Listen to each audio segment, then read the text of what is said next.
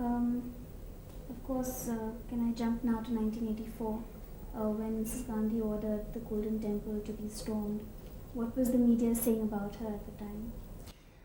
I think the opinion in the media was, shall I say, divided into two phases. First of all, at the time of the military action taken in the Golden Temple, it had become very obvious to people that something of that nature had become unavoidable, by and large. Not so much among the Sikh community, but generally among others.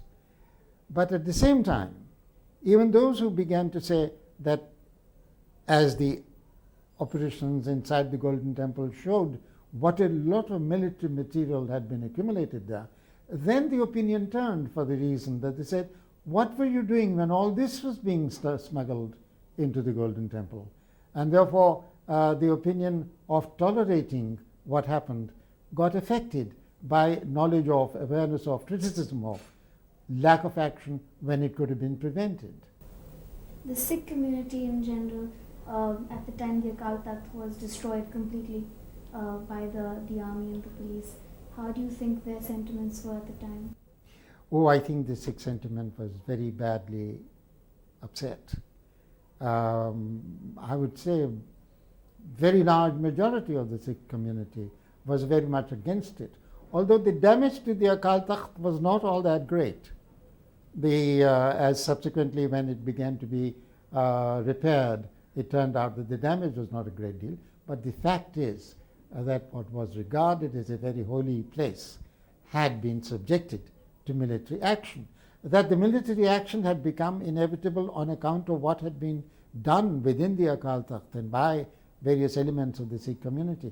That notwithstanding, the attack on the Akal Takht was very upsetting, and not only to the Sikhs, even others as well. Similarly, in retrospect, when they began to look at how did Bhindranwale get built up, then the politics of Mrs. Gandhi's Congress Party, the politics of the regime at that time, stood exposed very badly.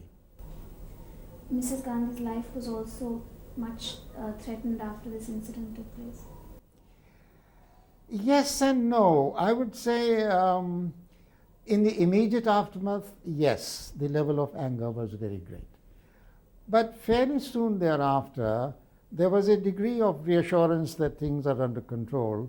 After all, you must remember that the Sikh members of her security guard, who ultimately shot her, were reinstated at her own demand. They had been dismissed earlier, removed from her security guard positions by, I presume, by the Home Ministry. And then she insisted that no, they must be reinstated. So there must have been a degree of, apart from her own instinct that this is unfair or this is very adding to the fuel, adding fuel to the anger of the Sikh community, apart from her own realization of that, there must also have been an awareness that no, the danger is past.